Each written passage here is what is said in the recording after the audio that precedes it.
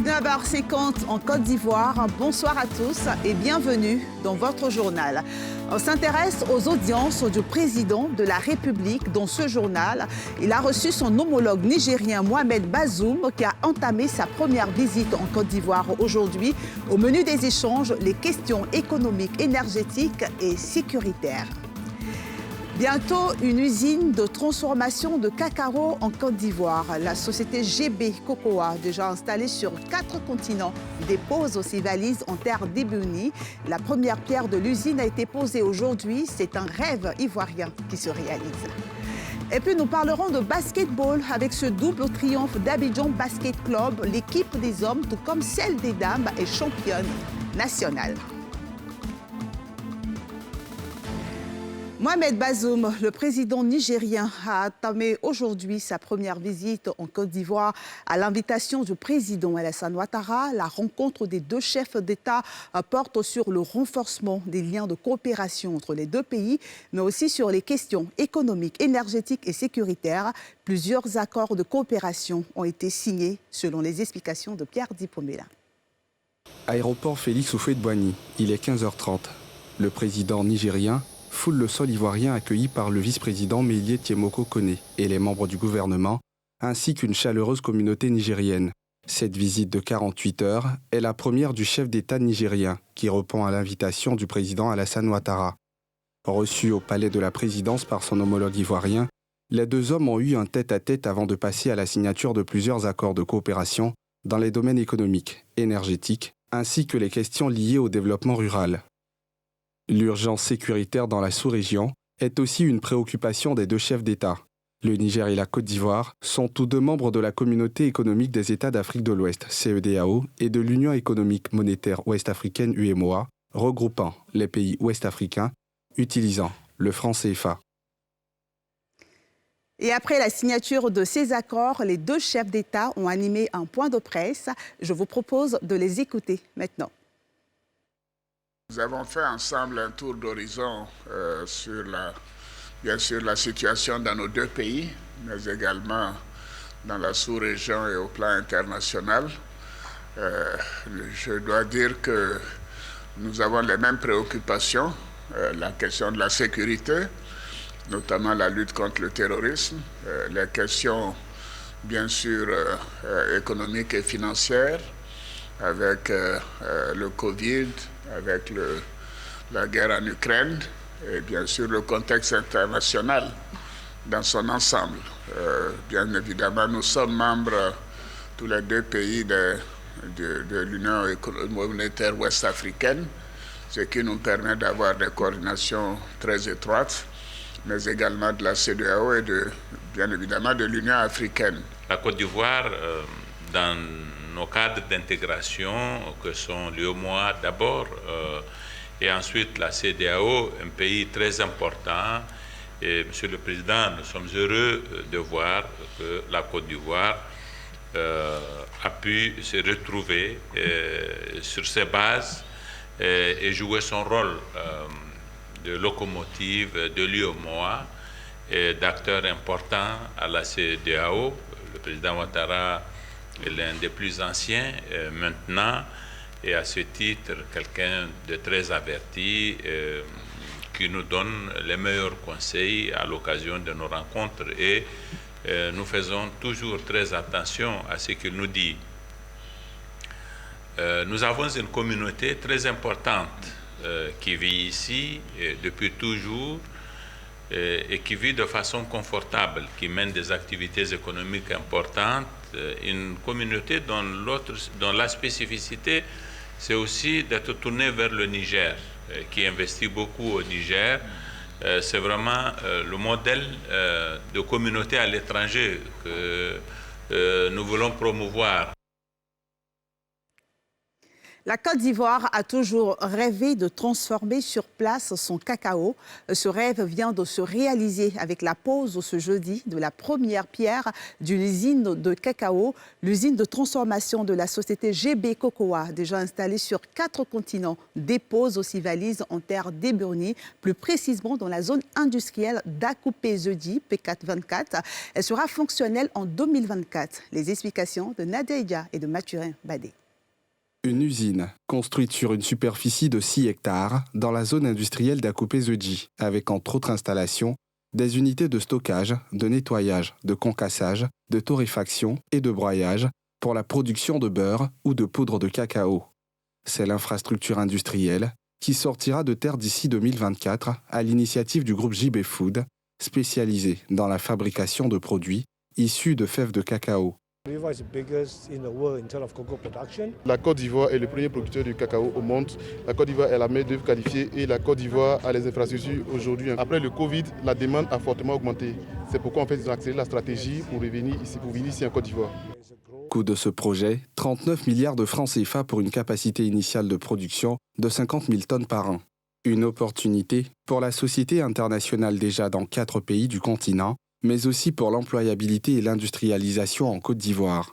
Cette usine qui va générer plus d'une centaine d'emplois directs et plus de 500 emplois indirects démontre clairement que, de façon concrète, la politique du président Alassane Ouattara en matière de transformation des matières premières, notamment du cacao, est une réalité. Donc ceci est pour moi aussi une occasion de lancer un appel à l'ensemble des opérateurs d'accélérer le pas, d'accélérer la cadence et de mettre en œuvre les différents projets industriels en Côte d'Ivoire. La Côte d'Ivoire envisage transformer tout son cacao sur place d'ici à l'horizon 2030. Le pays, en plus d'être le premier producteur mondial de cacao, est aussi le premier transformateur avec un volume de fèves transformées estimé à 468 000 tonnes entre 2012 et 2013, contre environ 619 000 tonnes entre 2020 et 2021, soit un écart positif de plus de 32%. Direction Grand-Bassam, la première capitale de la Côte d'Ivoire. La ville va abriter dans quelques mois le plus grand musée contemporain de Côte d'Ivoire. Il sera à la fois culturel, artistique et gastronomique. Et bien entendu, cet espace va contribuer à la valorisation de la culture et de l'art. C'est l'initiative d'une institution bancaire de la place. Le reportage est signé Salifia Lekwe, Aruna Zeba. La ville balnéaire de Grand-Bassam, classée au patrimoine mondial de l'UNESCO, abritera dans quelques mois un musée d'art contemporain sur les ruines de la Maison du patrimoine, anciennement nommée le poste de douane. Les travaux de cette maison, dédiée aux arts, ont été lancés jeudi par la ministre de la Culture et de la Francophonie, qui avait à ses côtés les responsables d'une banque commerciale de la place à l'initiative du dit projet. Alors cette initiative elle est guidée par notre volonté de contribuer en fait au rayonnement économique et social. Nous nous intéressons aussi à la culture, au social, et dans le cadre de nos actions RSE, nous mettons en œuvre plusieurs activités. Vous savez, l'art, on ne connaît pas et ce n'est pas très ouvert, et notre objectif c'est vraiment de l'ouvrir parce que c'est un facteur social aussi de cohésion. C'est la découverte de plusieurs cultures. C'est aujourd'hui aussi un vrai gagne-pain. On voit plein d'artistes africains, ivoiriens qui rayonnent au niveau international, et on veut justement montrer aux jeunes talents qu'il y a aussi un avenir dans l'art. Donc on aura d'abord un pavillon qui va être réhabilité, et ensuite le site principal. Donc on va dire que d'ici 1 an et demi, on pourrait déjà commencer à avoir quelque chose. Et comme l'a dit encore l'architecte, on veut faire vivre en fait cette rénovation par tout le monde. Donc dès qu'un espace sera prêt, on va commencer à l'utiliser, et au fur et à mesure, jusqu'à la finalisation du site. Une convention a été signée entre l'État ivoirien et les promoteurs du musée. Le bâtiment est prêté pour une période de 50 ans en gestion partagée entre les deux entités. Institutionnaliser l'économie sociale et solidaire, c'est l'ambition du ministère de la Solidarité et de la lutte contre la pauvreté. Quelles sont les conditions à remplir pour y arriver? Cette question était au centre ce jeudi d'une rencontre entre la ministre Belmondo Dogo et les acteurs de l'économie sociale et solidaire en Côte d'Ivoire, en présence de Mardoché Kwasi et d'Éric Kimou. Identifier les opportunités et les contraintes auxquelles sont confrontés les acteurs, promoteurs et parties prenantes de l'économie sociale et solidaire, ESS en Côte d'Ivoire, C'est l'objectif de cette rencontre d'échange entre la ministre Belmonde Dogo, en charge de la solidarité et de la lutte contre la pauvreté, et ses acteurs de l'ESS. Une rencontre qui entend poser les bases d'une institutionnalisation de l'économie sociale et solidaire en Côte d'Ivoire. Ce concept, pas aussi nouveau que ça dans le monde, mais qui n'a véritablement pas encore épousé les actions de terrain des acteurs sociaux, impliqués dans la conduite d'activités à caractère social et solidaire ici en Côte d'Ivoire. Il a manqué une organisation qui impliquerait une formation du concept d'économie sociale solidaire avec pour conséquence la mise en place d'une batterie d'actions qui devait aboutir à un cadre réglementaire et institutionnel adapté.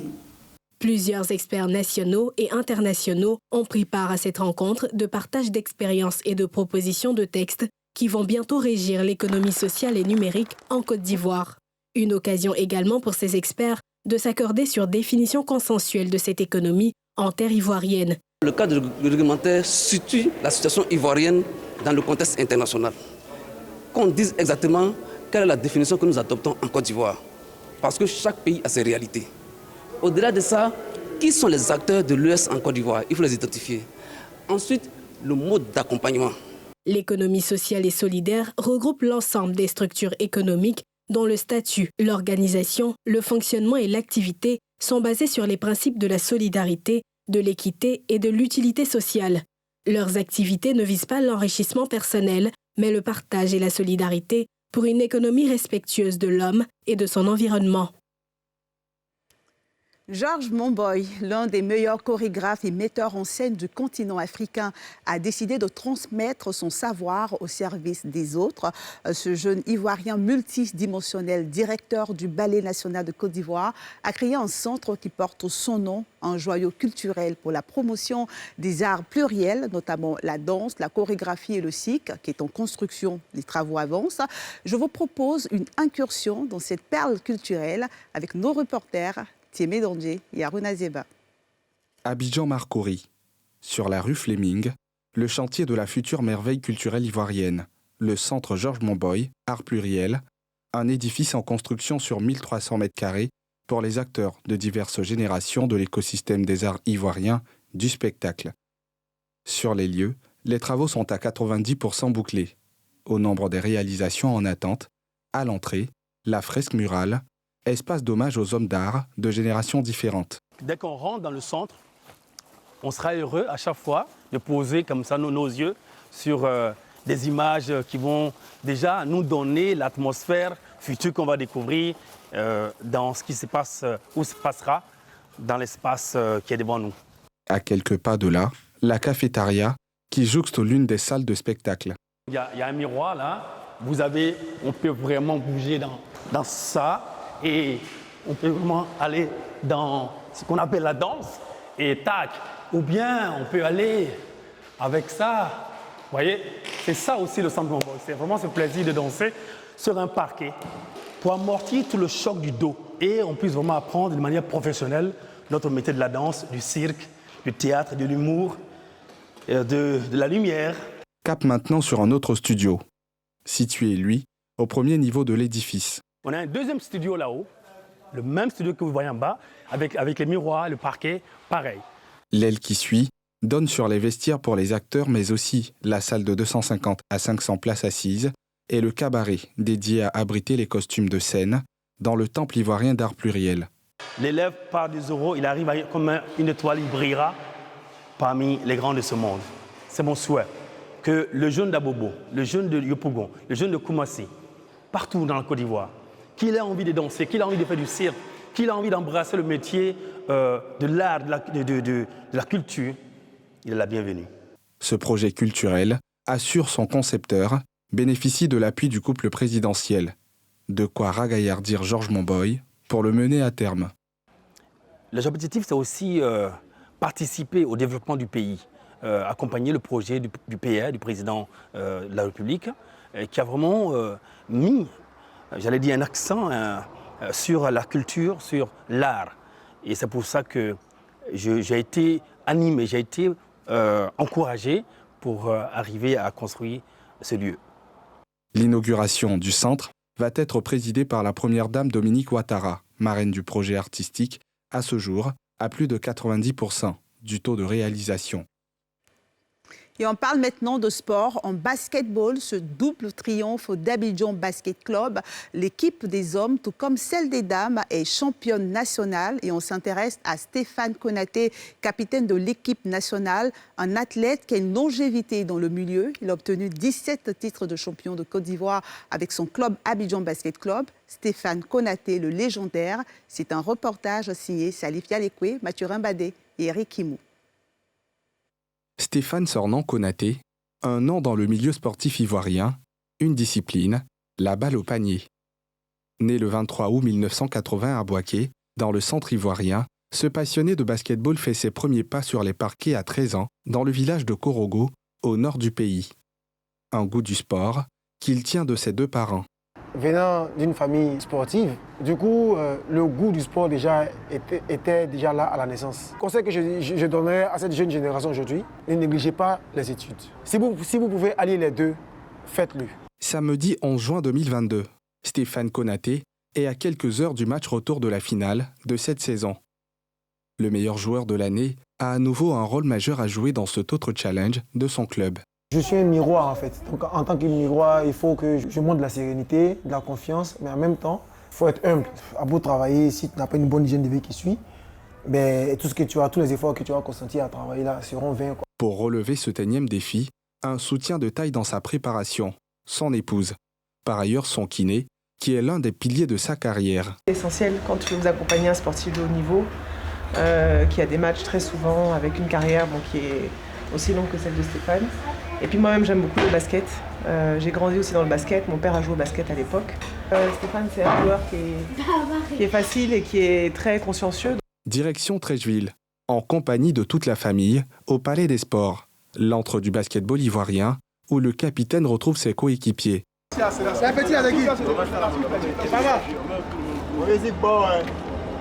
Sa présence dans l'équipe, une source de motivation pour les uns et une fierté pour d'autres. Il fait partie des rares joueurs à m'avoir donné envie de jouer au basket ici en Côte d'Ivoire. Et pour l'équipe, c'est le meilleur exemple à suivre. C'est un joueur modèle et surtout un joueur qui a une hygiène de vie. C'est ce qui explique sa longévité parce que dans mon club aujourd'hui, il est le plus vieux. Mais vous voyez son rendement. Le vice-champion d'Afrique Stéphane Konaté, 1m92, continue de faire courir la balle et de donner du plaisir aux fans qui ne s'arrêtent pas de scander son nom. Aura, qui pour cet observateur du basketball ivoirien, fait de Stéphane Konaté un monument. À 42 ans, jouer à ce niveau-là, c'est incroyable. C'est pour ça que je trouve que c'est une légende. Pour ce championnat 2022, il a été MVP à l'aller, MVP de la saison aussi au retour. En plus, c'est un pilier de l'équipe nationale. Il a été déterminant dans l'obtention de la médaille d'argent des éléphants. Il a été honoré par FIBA Afrique. Et nous, les Ivoiriens, nous devons être fiers justement d'avoir un Stéphane Konaté. Au terme des 4 quarts-temps, l'ABC remporte le match face à Azur. La 18e finale remportée de sa carrière. On a fait le pari de jouer avec la jeunesse. Les gens nous ont critiqué. Les gens pensaient qu'on n'avait même pas joué les playoffs. Aujourd'hui, on est champion. Quoi de plus, si ce n'est que de la joie. Il a évolué à l'Africa Sport d'Abidjan et Saouira du Maroc, Palencia d'Espagne, le Gézira Sporting Club d'Égypte, avec à la clé un titre de champion national. Prochain grand rendez-vous pour les amoureux du basketball, le mois de juillet, où la Côte d'Ivoire, vice-champion d'Afrique, disputera à Abidjan des matchs comptant pour la deuxième fenêtre des éliminatoires de la Coupe du Monde 2023. Pour Stéphane Konaté, le compte à rebours est lancé. Guérir avant le début des hostilités. Devenez aussi une légende dans votre secteur d'activité. Fin de ce journal de la rédaction de NCI. Merci de votre fidélité et à demain.